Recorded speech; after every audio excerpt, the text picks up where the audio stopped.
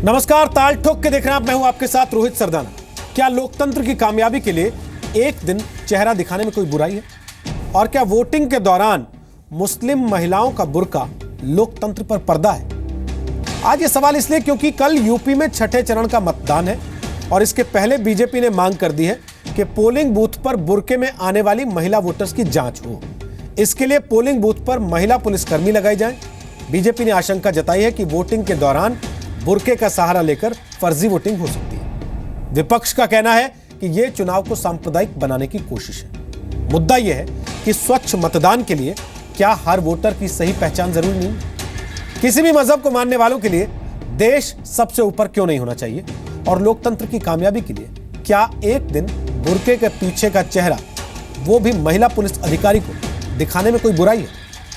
2010 में supreme court ने भी आदेश दिया था कि बुर्का पहनी हुई महिला का पहचान पत्र जारी नहीं हो सकता। मिस्र ने पिछले साल आदेश पारित किया जिसमें कहा गया कि बुर्का पहनी हुई महिला को वोटिंग का अधिकार नहीं। पाकिस्तान, बांग्लादेश, अफगानिस्तान जैसे इस्लामिक देशों में भी पहचान साबित किए बगैर किसी महिला को वोटिंग का अधिकार नहीं मिलता। तो क्या भारत में पहचान छुपाकर वोटिंग की छूट होनी चाहिए? ताल ठोक के आज पूछेंगे कि क्या राजनीति के लिए पहचान पर पर्दा डालकर वोटिंग की वकालत सही है? अगर पर्दे में रहेगी पहचान तो फिर देश में कैसे हो पाएगा स्वच्छ मतदान? और बड़ी बात यह है कि अगर आइडेंटिटी कार्ड बनवाने के लिए चेहरा दिखाया जा सकता है तो लोकतंत्र की मजबूती के लिए क्यों? और सवाल यह भी है कि बीजेपी को यूपी में 5 चरण के चुनाव बीत जाने के बाद बुर्के की याद क्यों आई? क्या पूर्वांचल में बीजेपी को बुर्के से डर लग रहा है? बुर्के के अंदर में फेक, या कहिए उसको एक बार दो बार एक ही व्यक्ति कई बार जाके वोट डालते हैं और नकली अंगुलियां पकड़ाया है उत्तर प्रदेश में। अगर महिला पुलिस रहती हैं तो वो देखेंगी। संवैधानिक व्यवस्था है और होनी भी चाहिए। चुनाव आयोग को अगर कहा गया तो कोई गलत नहीं है। बहुत सी महिलाएं हैं हमारे समाज की जो बुर्का नहीं भी पहनती हैं, लेकिन घूंघट इतना बड़ा करती हैं कि उसमें भी उनका चेहरा नजर नहीं आता है।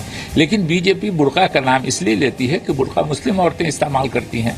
तो यही चरित्र है नरेंद्र मोदी जी की पार्टी का कि समाज को लड़ा के अपना राजनीतिक उल्लू सीधा करने का प्रयास कर। बीजेपी इस सोच को लेकर कि मुस्लिम महिलाओं के बुर्का को उठवाएं, मुस्लिम महिलाओं पे वो एक तरीके से वही सांप्रदायिकता, जैसा प्रधानमंत्री जी ने ईद बकरीद की बात करी, प्रधानमंत्री जी ने शमशान कब्रिस्तान की बात करी, ऐसे ही आरएसएस के लोग चुनाव तक इस तरीके की बात करते रहेंगे। ये कोई नया चुनाव नहीं हो रहा है। वो हमेशा से वो पहनती थी बुर्का और वो वोट डालती हैं और अभी भी डालेंगे। तो भारतीय जनता पार्टी की ये जो सोच है ये इस बात को दर्शाता है कि उनमें कितनी निराशा है, कितनी हताशा है और उनको हार साफ दिखाई दे रही है। अगर काजी, मजिस्ट्रेट या इंतज़ामिया अगर चेहरा देखना चाहें कानूनी पहलू के हिसाब से तो इसमें कोई हर्ज नहीं है। लेकिन मैं एक बात नहीं समझ पे आ रहा कि सुरक्षा आज ही बीजेपी की सरकार में दिखाई दे रही है। 67 साल हो गया मुल्क को आज़ाद हुए, तब तो ऐसा कोई कानून आपने नहीं बनाया और आज मोदी सरकार के आने के बाद मुसलमानों की औरतों पर शक किया जाने लगा। वो ख़वातीन के जो अपना वोट डालने के लिए आती हैं और उनकी पहचान के लिए अगर औरत ही पुलिस है तो वो उनको चेक कर सकती है, कोई हरज नहीं है। इसके दरमियान हो सकता है कोई और ख़राब कारी हो, तो लिहाजा इस्लाम इसकी इजाज़त देता है। ताल ठोक के आज का पहला सवाल, लोकतंत्र पर पर्दा है महिलाओं का बुर्का? दूसरा सवाल, जब पर्दे में पहचान कैसे होगा स्वच्छ मतदान? तीसरा सवाल, लोकतंत्र के लिए चेहरा दिखाने में बुराई क्या?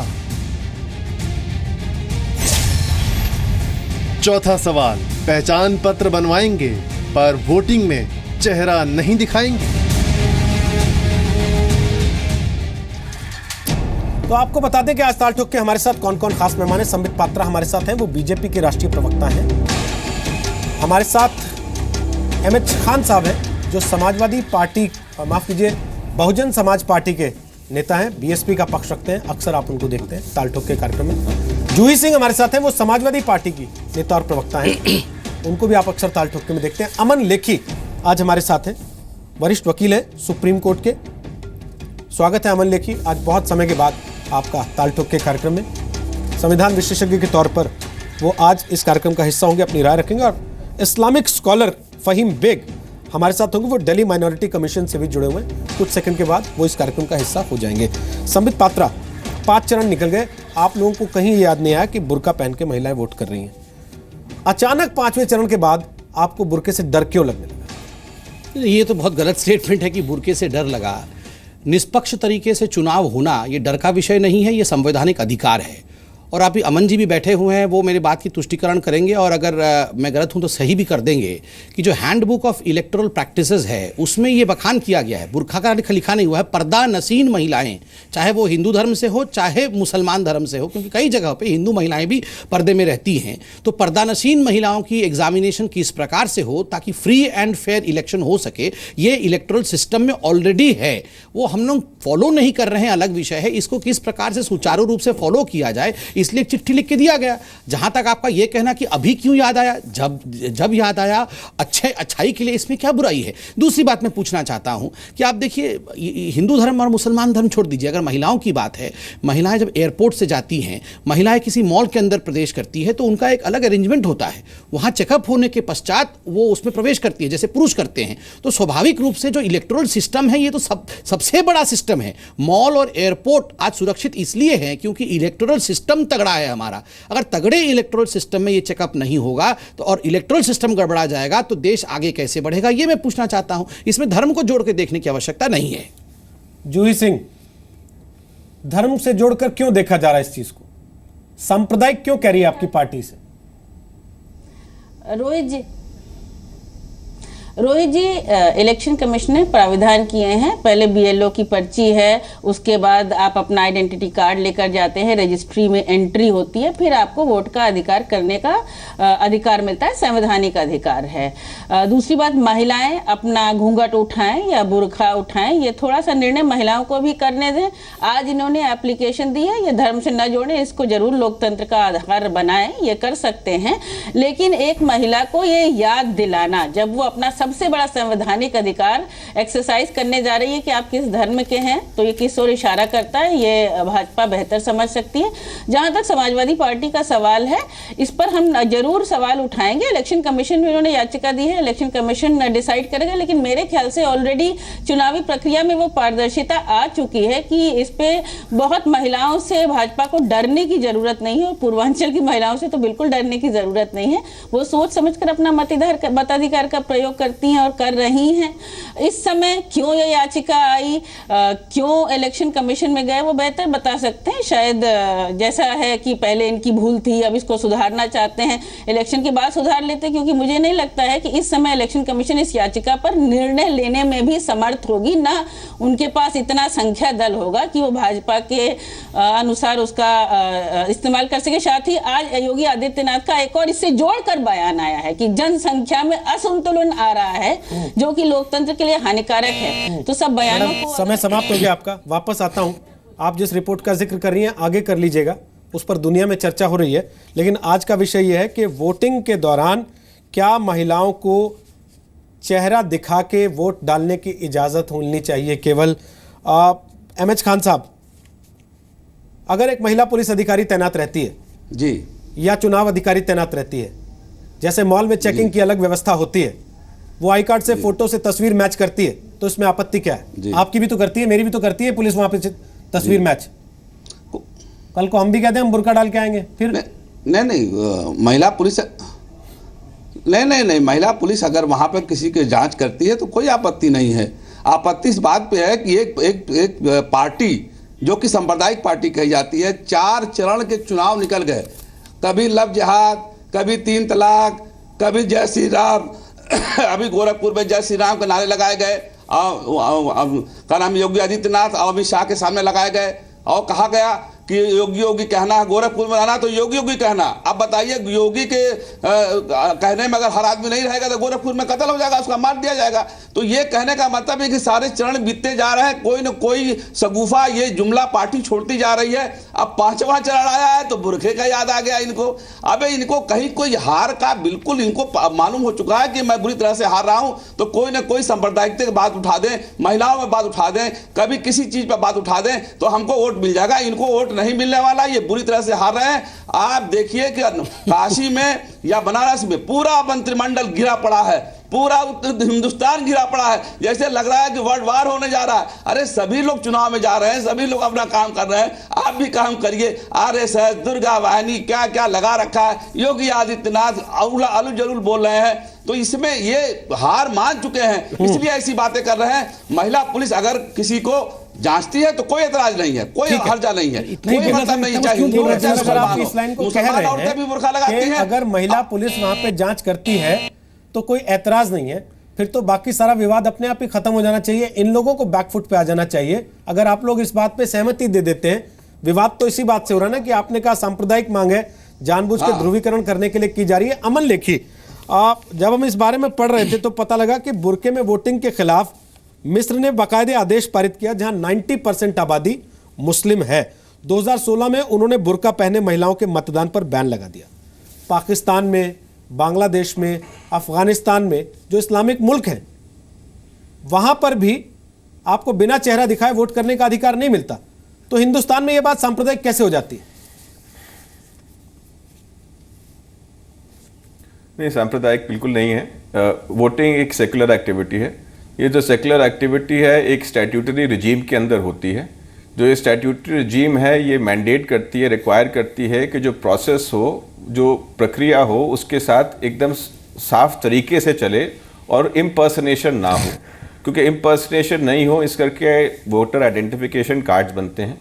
वोटर आइडेंटिफिकेशन कार्ड के लिए जो चेहरा लिया जाता है उस पर बुर्का उठेगा। जो मामला उठा, सुप्रीम कोर्ट ने भी इंटरिम स्टेज पे कोई रिलीफ नहीं दी, क्योंकि उन्होंने बोला कि अगर आप अपना बुर्का नहीं उठाना चाहते तो आप वोटिंग के लिए मत जाइए, पर अगर आप वोटिंग में पार्ट लेना चाहते हैं तो उनके प्रक्रिया, उनके नियमों को आप फॉलो करिए। तो जब वोटिंग के लिए जाएंगे, पुलिस का इस पर रोल नहीं है। पुलिस वहाँ आती है to assist the presiding officer and the polling officers.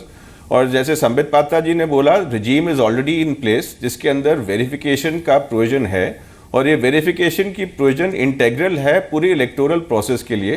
क्योंकि अगर इलेक्टोरल प्रोसेस हमारे को सही तरीके से आगे चलनी है तो उस इलेक्टोरल प्रोसेस पे डिस्टॉर्शंस को अलग करना है। और अगर हमने डिस्टॉर्शंस आइडेंटिफाई करने से दूसरी तरफ देखना है और अपने आंख के ऊपर हमने ही बुर्का लगा देना है कि देखो हम गलतियां नहीं देखेंगे, तो हम इलेक्शन क्यों करें? इसको कम्युनल टिंज क्यों दिया जा रहा है, मुझे समझ नहीं आता। और हमारे को अब एक very important integral secular activity जो हमारी कंट्री के अंदर है, इलेक्शन, जो बिल्कुल ढंग से और सही तरीके से इलेक्शन कमीशन रेगुलेट करती है, जिसके अंदर सब पार्टीज का सर 1.5 मिनट की समय सीमा रहती है हमारे कार्यक्रम में। 1.5 मिनट हो गए, इसलिए आपकी आवाज़ बंद हो गई। मैं वापस आऊँगा अगले सवाल में, उस वक्त घड़ी हट जाएगी, तब आप खुल के अपनी बात रख सकेंगे। फ़हीम बेग भी हमारे साथ आ गए हैं, वो दिल्ली माइनॉरिटी कमीशन से जुड़े हुए हैं, इस्लामिक स्कॉलर है। फ़हीम बेग साहब, मैं आपसे पूछना चाहता हूँ कि अगर ऐसी व्यवस्था रहती है जहां पर महिला अधिकारी मौजूद हो, जैसे मॉल में मौजूद रहती हैं, एयरपोर्ट पे मौजूद रहती हैं, वो मिलान करती हैं चेहरे का पहचान पत्र की तस्वीर से, तो इसमें आपत्ति क्या है?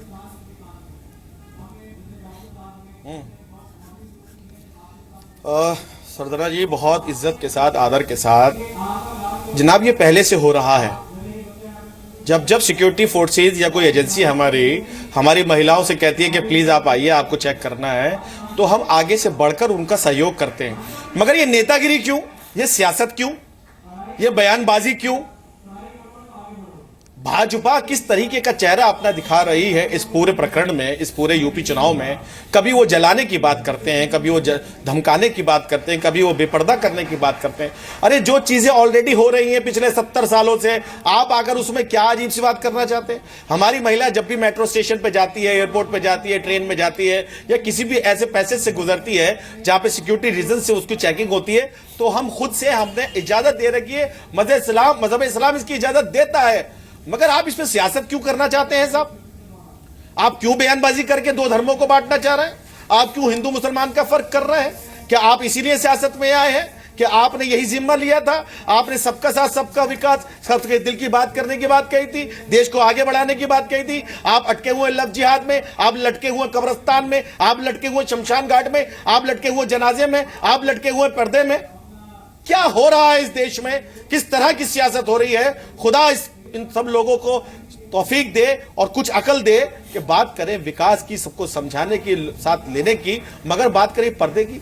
और मैं सरदाना साहब पूरी जिम्मेदारी से कह रहा हूं, समय खत्म हो गया सर आपका। आपने काफी कुछ कहा, विकास की बात भी आपने कही, मुंह ढक के विकास चाहते हैं आप, ठीक है, आपकी चॉइस है। समित पात्रा आप हाथ उठा रहे थे, आप बोलिए अपनी बात, उसके बाद मैं आगे जाऊंगा। एमएच खान देखिए, मौलाना साहब ने कहा कि पता नहीं देश में क्या हो रहा है और हम ये बयानबाजी क्यों कर रहे हैं। ये कोई बयानबाजी कर रहे हैं? आप बताइए, एक चिट्ठी लिख के, मैं बोल लूं साहब, आपका समय इसके बाद आएगा तो बोल लीजिएगा।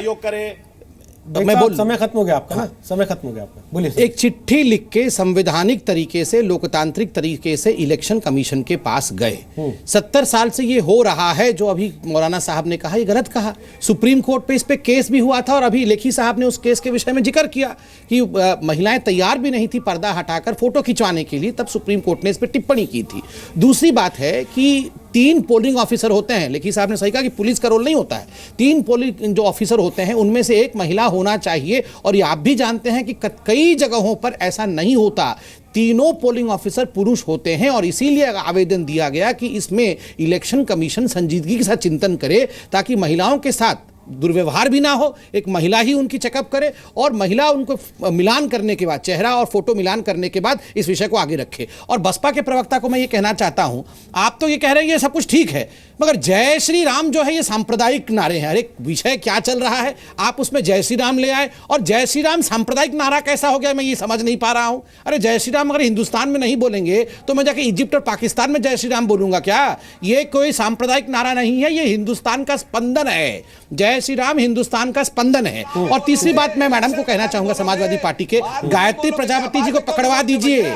ये जो विषय है ये तो लोकतांत्रिक विषय है, गायत्री प्रजापति मिल नहीं रहा है, उस पर ध्यान करिए। बोलिए तो समझ में आए। खान साहब, चुनाव बाद में नहीं बोल पाते हो आप, पकड़वा दीजिए। भूल जाते हो आप। चुनाव बाद भगवान राम को भूल जाते हैं, चुनाव में ही आपको। अरे आप खान कोई बात नहीं, हम मिलके आगे रखेंगे। जय श्री राम बोलिए, किसी को सुनिए ना, लेकिन चुनाव में सुन तो लीजिए, डॉक्टर खान सुन तो लीजिए। अरे आपके सुन तो लीजिए। नहीं सुन रही, गलत बात बोल रही है, ये गलत बात बोल रही है। आप ही तय कर लीजिए क्या सही है क्या गलत है। तो बोला था जय श्री राम सांप्रदायिक है, बैठा सब तस्वीर खिंचाने के लिए, केवल आप ही तय कर देंगे सब गलत सही है। आप जय श्री राम, अगर आप लोग हाईजैक कर लेना चाहते हैं चिल्ला चिल्ला के, तो मुझे बताइए, मेरा गला वैसे खराब है, मैं चुप हो जाता हूँ। आप लोग चिल्लाते रहिए, घड़ी चलती रहेगी, 40 मिनट के बाद घड़ी बंद हो जाएगी, सब अपने घर चले जाएंगे। चिल्लाना तो बंद कीजिए, पहले चिल्लाना तो बंद कीजिए। आप दोनों एक साथ चिल्लाए जा रहे हैं, दोनों एक ही बात कर रहे हैं और एक ही सुर में बोल रहे हैं। समझिए बात को, कम से कम और लोग भी बैठे हैं, अपना समय दे रहे हैं, कीमती समय दर्शक दे रहा है, थोड़ा इज्जत तो कीजिए उसकी। तो आराम से बात करिए ना सर, आपका मौका आ रहा है तो बोलिए अपनी बात, कौन रोक रहा है आपको? नहीं, आराम से बात करना। मैं सवाल ही आपके पास लेके आ रहा हूं, आप उससे पहले चिल्लाना शुरू कर चुके हैं। उधर से बेग साहब भी चिल्ला रहे हैं लगातार। एक एक करके बोलिए ना सर, कम से कम रिस्पेक्टेबली बात कीजिए। आपकी बात सुनाई तो दे दर्शकों को, आप क्या कहना चाहते हैं अब बताइए सर। सवाल मेरा बड़ा सीधा है, आपने खुद कहा अगर महिला अधिकारी वहां पे जांच करती है तो कोई आपत्ति नहीं है, लेकिन मामला बीजेपी ने उठाया इसलिए सांप्रदायिक है। ये कैसी दलील हुई? आप उठा दीजिए मामला, आप कह दीजिए कि करना चाहिए ऐसा, सबकी शक्ल देखनी चाहिए। मसला क्यों उठाया गया? ये मसला क्यों उठाया गया? ये कानून के जानकार लोग उठाना चाहिए, आयोग को उठाना चाहिए। ये कौन होते उठाने वाले? क्या मतलब है इसका? सर आप इलेक्ट्रल प्रोसेस जान कोई भी उठा सकता है सर। महिलाओं के लिए नहीं सकता। आप 3 तलाक ले आते हैं, आप 3 तलाक लेके आते हैं सर। 3 तलाक तो चुनाव आयोग नहीं देगा ना। महिलाओं के पक्षधर है सर, 3 तलाक तो चुनाव आयोग नहीं देगा ना खान साहब। नहीं, क्या 3 तलाक तो चुनाव आयोग का मसला नहीं है ना। चुनाव आयोग नहीं देगा तो ये थोड़ी देंगे, ये नहीं देंगे ना। ये महिलाओं बुरखे में सर तो बोल रहे हैं महिलाओं के ऊपर। सर चुनाव आयोग ने तो ये भी कहा खान साहब, बोल रहे हैं चुनाव आयोग ने तो ये भी कहा खान साहब, किसी भी जाति धर्म संप्रदाय के आधार पर चुनाव नहीं लड़ा जाएगा, टिकट नहीं बांटा जाएगा। आप तो बाकायदे धर्म जाति गोत्र बता के टिकट का ऐलान करते हैं। फिर यही मैं कह रहा हूं, आप खुद नहीं ठेंगा दिखा रहे चुनाव आयोग को। जी मैं यही कह रहा हूं, जब मैं कहूं तो धार्मिक, मैं यही कह रहा हूं ना रोहित जी सुनिए, मैं यही कह रहा हूं, आपकी बात कह रहा हूं कि जब मैं कहूं तो धार्मिक, और जब बीजेपी कहे तो धार्मिक नहीं। बीजेपी जय श्री राम को नारा लगाए धार्मिक नहीं, बीजेपी किसी मुसलमान को टिकट ना दे तो धार्मिक नहीं। खान साहब सुनिए ना, हम कहें तो धार्मिक। खान साहब सुन लीजिए, कितना कमजोर हमको समझ रहे हैं। खान साहब एक चीज सुन लीजिए, कितना कमजोर समझ रहे हैं। खान साहब एक चीज सुन लीजिए, हाँ। एक चीज सुन लीजिए, जय श्री राम का नारा, मुझे लगता है कि जय श्री राम का नारा जिस देश में आप रहते हैं वहां अपने आप में संबोधन होता है सर। हरियाणा चले जाइए, राम राम कहते हैं लोग। उत्तर प्रदेश में कितनी जगह है जहां जयराम जी की कहते हैं लोग। आप उनसे कहेंगे कि अपना संबोधन का तरीका बदल दो, या चुनाव में आप नमाज पढ़ना बंद कर देते क्या? मैं कहां मना, चुनाव में नमाज पढ़ना बंद कर देते क्या कि चुनाव चल रहे हैं इसलिए मुझे धार्मिक नहीं दिखना है, सांप्रदायिक दिखना है? भैया रोहित जी, मैं कहां मना कर रहा हूं, मैं तो ये कह रहा हूं चुनाव में ही याद आते हैं श्री राम जी, चुनाव के बाद याद नहीं आते हैं। चिंता मत करिए, आज आप डेट दे दीजिए ना, मिलके मंदिर बना देंगे। चलिए अब इस पे बहस ना करें, समय जाया करने की बजाय। जूही सिंह, मेरा सवाल आपसे ये है, सुप्रीम कोर्ट के ऊपर। जूही सिंह, मेरा सवाल आपसे ये है, डीएसपी के नेता कह रहे हैं अगर महिला अधिकारी वहां मौजूद रहती है, वो जांच करती है तो कोई आपत्ति नहीं है। आपत्ति इसलिए कि बीजेपी ने मामला उठाया। अगर कल को चुनाव आयोग ये कह देता है कि भाई अगर हमने कागज में लिखा हुआ था अब हम इसको इंप्लीमेंट करने जा रहे हैं, तो ये लड़ाई खत्म हो जाएगी, क्योंकि कागज में तो लिखा है कि पहचान देखने के बाद ही वोट। रोहित जी, कभी कभी मंशा पे सवाल उठते हैं। कोई ये बात यहाँ नहीं कह रहा है पैनल पे कि ये गलत है या असंवैधानिक है। इस समय ये मामला क्यों उठाया गया जब चुनाव के 2 चरण बचे हैं, इस पर प्रश्न चिन्ह लगना वाजिब है। और जो खान साहब कह रहे हैं, कोई ये नहीं कह रहा है कि जय श्री राम का नारा सांप्रदायिक है, लेकिन गोरखपुर के विषय में आप भी क्लियर है कि जहां वो लगाए गए वो मुसलमान बस्ती थी, दुकानें बंद करा दी गई, तो शायद वो उस अखबार का एक हवाला लेकर ये बात रखना चाहते हैं। बाकी संविधान के ज्ञाता हैं, हमारे मुस्लिम इस्लामिक स्कॉलर भी है, कोई नहीं कह रहा है जैसा कि सिक्योरिटी है, लेकिन हम घूंघट उठाएं या हम बुर्का उठाएं उसके लिए एक व्यवस्था इन प्लेस होनी चाहिए। और समय पर ये चुनाव रिफॉर्म जो ऑलरेडी किताब में है, कई जगह जहां पर मुश्किलें आती हैं, शिकायतें होती हैं, मैं गांव में वोटिंग करती हूं, सब बूथों के सब पार्टीज के एजेंट भी वहां रहते हैं, बहुत ही ज्यादा सक्रिय चुनाव प्रक्रिया हो चुकी है, तुरंत ऑब्जेक्शन होता है और तुरंत वहां पर फोर्स ही नहीं चुनाव अधिकारी भी आते हैं, चेकिंग भी होती है। तो ऐसा नहीं है चुनाव आयोग पे ना प्रश्न चिन्ह उठाए जाएं, बहुत अच्छा काम कर रहे हैं, पारदर्शिता है। जो बदलाव भाजपा आज सक्रिय रूप से सियासी मंच पर कह रही है और इलेक्शन कमीशन को इन्होंने कागज दिया, उसका समय मुझे लगता है आपको भी थोड़ा गलत लगता होगा, और शायद भाजपा भी इसमें बहुत ज्यादा अपना बचाव इसलिए नहीं कर पा रही है। अमन, देखिए आपको लगता है कि टाइमिंग की वजह से एक इंपॉर्टेंट इशू को डिनाई कर दिया जाना चाहिए कि भाई चुनाव चल रहा है, राजनीतिक साजिश है, इसलिए इस वक्त गए हैं, और ये चूक असल में हमारी एजेंसीज की तरफ से है, इसको पहले सॉर्ट आउट किया जाना चाहिए था। नहीं, किसी भी तरीके से लीगल इशू को पॉलिटिकल कंट्रोवर्सी में एंटैंगल करना लॉन्ग टर्म डैमेज का बात है।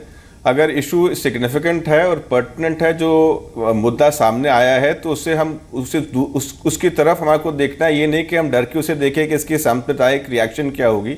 अगर हम सांप्रदायिक रिएक्शन की चिंता करने लगे तो हम एक कम्युनल सोसाइटी हो जाएंगे, और कम्युनल सोसाइटी से हटने के लिए तो हमने लॉ का प्रबंध किया है।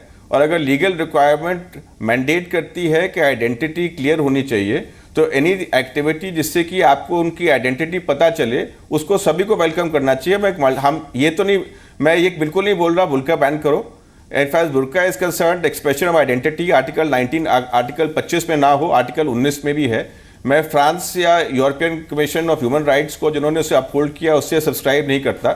मैं सिर्फ ये बोल रहा हूँ कि ठीक है, बुर्का एक हम मल्टीकल्चरल सोसाइटी हैं, हम एक मेल्टिंग पॉइंट नहीं है, हम सॉलिड बोल हैं। As far as Muslim brethren are concern, उनका पूरा हक है जो करना चाहें, पर इलेक्टोरल प्रोसेस के अंदर अगर आइडेंटिफिकेशन के लिए ज़रूरत है कि आप बुर्का उठाएं, तो किसी को इस बारे में ऑब्जेक्शन नहीं होनी चाहिए। कम्युनल एक्ट नहीं है, एक सेकुलर एक्ट है जिसकी स्टैट्यूटरी रिक्वायरमेंट। हम तैयार हैं सर, लेकिन होता रहा है जनाब, ये होता रहा है। एक चीज है, ये होता रहा है फहीम बेग, रोहित जी, एक चीज पूछ रहा हूं मैं आपसे। फहीम बेग, इस बार पहली बार एक ऐसा मामला सामने आया है जिसमें ये कहा गया कि नकली उंगली मिल रही है बाजार में प्लास्टिक की, तो अब जब वोट देने आए कोई आदमी तो उसकी उंगली भी खींच के चेक कीजिए, असली उंगली पे लगवा रहा है स्याही कि नकली उंगली पे लगवा रहा है। जब हम इस स्थिति तक जा रहे हैं तो महिला अधिकारी को चेहरा दिखाने में आपत्ति क्यों है, और फिर उसमें मंशाएं क्यों लाई जा रही हैं कि भाई इसकी मंशा खराब है इसलिए बात कर रहा है? नहीं साहब, बिल्कुल नहीं है ये। देख, मैं रोहित जी, मैं बड़ी जिम्मेदारी के साथ कहना चाह रहा हूं, ये ऑलरेडी होता रहा है, ये इसको सियासत कहा गया। और सुनिए, मैं आज भी कह रहा हूं और अपने देशवासियों से कह रहा हूं कि जब भी कोई महिला अधिकारी इलेक्शन के दरमियान वोटर रूम में, अगर पोलिंग रूम में उनसे बोलती है, वो दिखाते हैं, दिखाते रहे हैं और अब भी दिखाएंगे।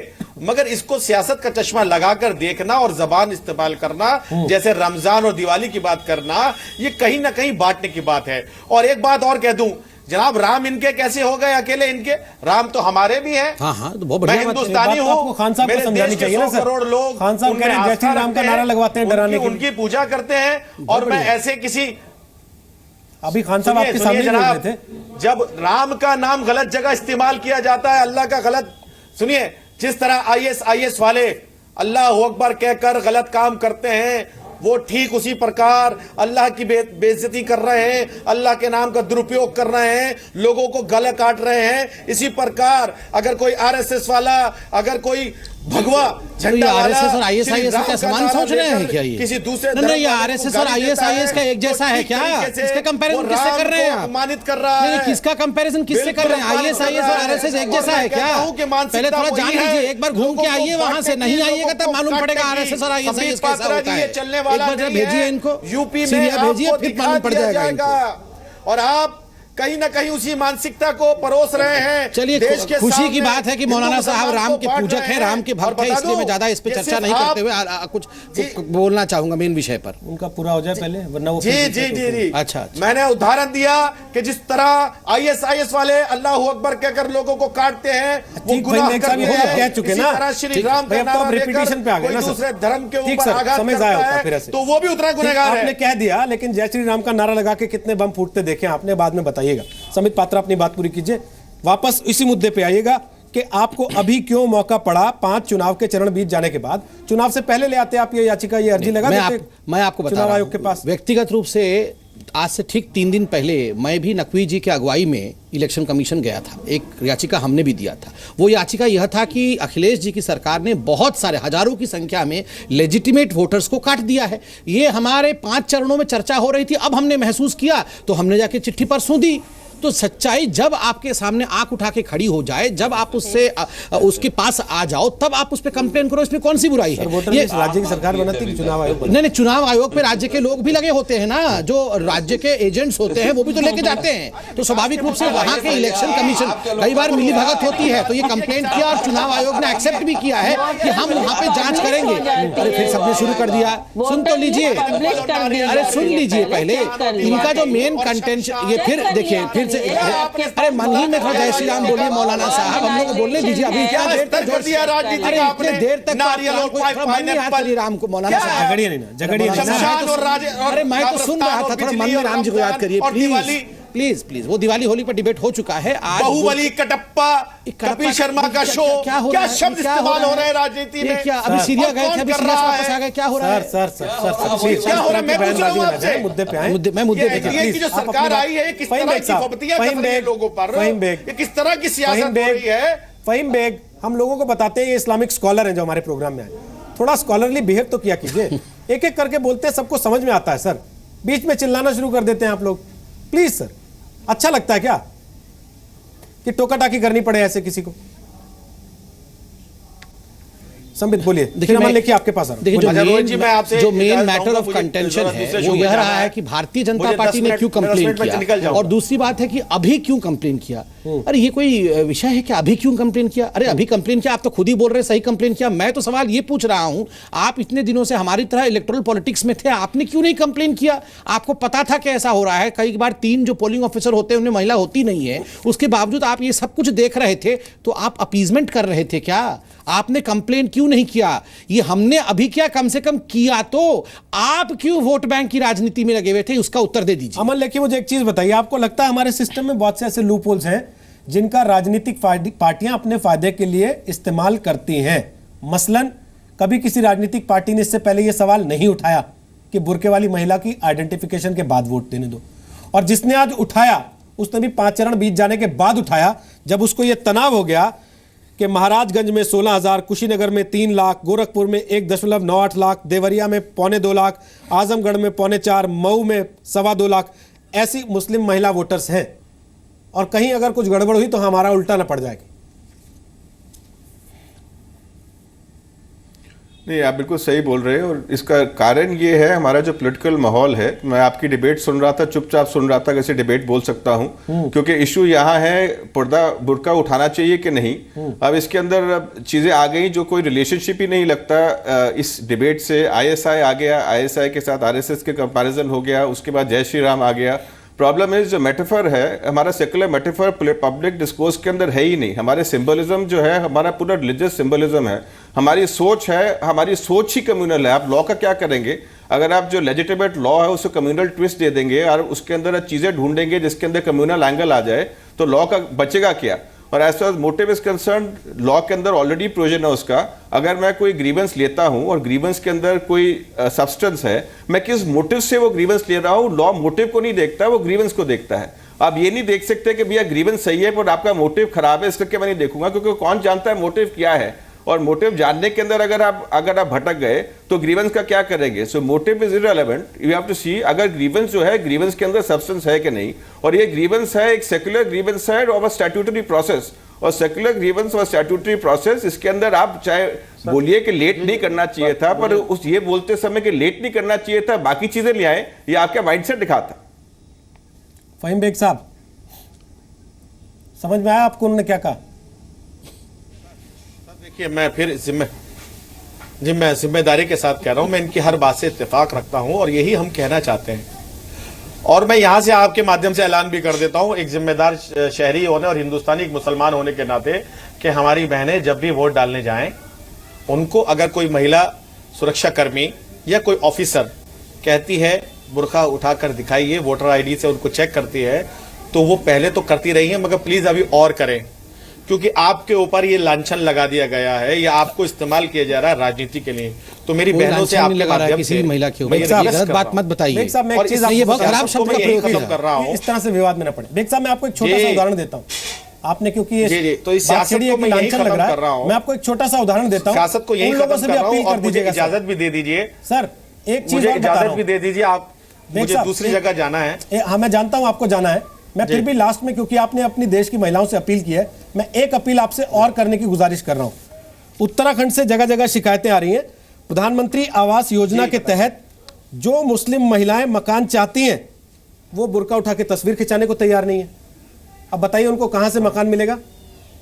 तो ये चीजें आप ही लोगों को कन्वे करनी होंगी कि व्यवस्था का हिस्सा बनने के लिए उस व्यवस्था में आना पड़ता है पहले। मैं बता रहा हूं और मैं उनसे कहना चाह रहा हूं जी, मैं आपके माध्यम से यह अपील भी कर रहा हूं, कानून इस्लाम में, शरिया में इजाजत है कि जरूरत के हिसाब से आप तस्वीर खिंचवा सकते हैं। और यहां मुल्क के कानून की बात है, यहां सुरक्षा की बात है, आपकी आइडेंटिटी की बात है, तो आपको पूरी इजाजत है।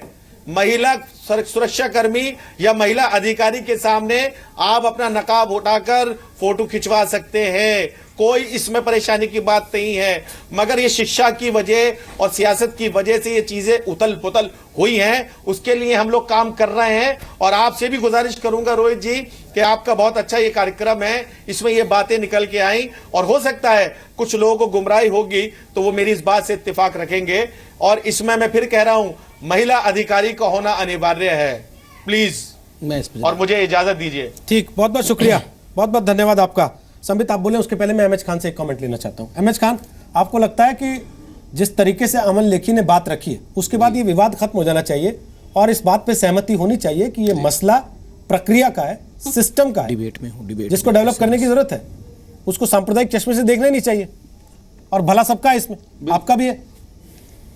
नहीं, बिल्कुल बिल्कुल बिल्कुल, मैं इसको कहाँ डिनाई कर रहा हूं, मैं तो मना भी नहीं कर रहा। मैं तो पहले भी जैसे आपने पूछा वैसे ही मैंने कहा इस बात को कि अगर वोट में आइडेंटिटी दिखानी है, अगर उस महिला को किसी महिला को से फोटो मिलाना है तो कोई ऐतराज नहीं होना चाहिए। कहीं आप हज के लिए जाते हैं तो उसमें भी आपको फोटो दिखाना पड़ता है, आप सुरक्षा दृष्टिकोण से कहीं जा रहे हैं उसमें भी दिखाना पड़ता है। इसमें कहीं इस्लाम मना नहीं करता है, कहीं नहीं मना कर रहा। लेकिन अभी संबित पात्रा जी कह दिया कि हमने एक और आवेदन दिया था जिसमें हमारे लोगों का नाम ही छूट गया था। अरे भाई, संबित पात्रा जी को ज्ञान नहीं है कि ये चुनाव हाँ, ज्ञानी आयोग तो आप ही लिस्ट हैं। बनवाता है ज्ञानी और तो आप 10 ही हैं दिन खाली, पहले वो तक बोलने जिन देना लोगों का छूट जाता है उनको भी नाम ऐड किया जाता है। अबे ज्ञान तो ले लो भैया, तो उनका नाम भी ऐड किया ना, जाता है। आप रखिए ज्ञान अपने पास, इतना ज्ञान क्या करूंगा सारे सर, आते क्या हैं रखूंगा? और हाथी वो तो हूं आप नहीं भर के मैं, जमा नहीं कर पाते हो साधारण और मनुष्य हूं। चुनाव आयोग में जाके बताते हो कि आप वहां पे भैया हमारे नाम बताइए, मैं तो ये नहीं कहूंगा मैं इनको ज्ञान दूंगा, मगर लोकल जो एजेंट्स होते हैं किस प्रकार का इन्फ्लुएंस सरकार का होता है ये भी बताइए। बच्चे खुश रहो, पूरा कर लें, वो पूरा कर लें। बच्चे खुश रहो, बच्चे खुश रहो। खुश रहने का तो हाथी को आशीर्वाद दीजिए, बच्चे का बच्चा देख लेगा। आप अगर नहीं, बच्चे को बच्चा देख लेगा और कमल का तो हवा निकल जाएगी तो पता ही चलेगा। कमल में हवा होती ही नहीं है सर, तो निकलेगी कहां से बताइए? कमल में हवा होती है क्या? साइकिल में हवा होती है? साइकिल में हवा होती है, कमल में हवा नहीं होती है। अरे हर जान में हर चीज में हवा की जरूरत पड़ती है। अगर कमल खिलना है तो उसको भी ऑक्सीजन की जरूरत है। मुझे पूरा मेडिकल साइंस सिखाया, घर आती कुछ बेहतर काम कर लेती, चुनाव प्रचार में शायद 4 वोट एक्स्ट्रा आ जाते अगर बाहर निकल जाते। यहाँ टीवी पे बैठ के दुनिया में जैसे चुनावी रैलियों में मजाक उड़वाते हैं वैसे टीवी डिबेट में उड़वाते हैं। और सवाल ये कि किसी भी चीज को हम उसकी प्रैक्टिकलिटी के लिहाज से, उसकी जरूरत के लिहाज से, अपनी देश की व्यवस्था के लिहाज से क्यों नहीं देख सकते? हर चीज को धर्म और संप्रदाय के चश्मे से ही हम देखना क्यों चाहते हैं और फिर उसको पंक्चर करने में क्यों लग जाते हैं, ये कहते हुए कि हम तो विकास के पक्ष में। विकास क्या पर्दे में आएगा?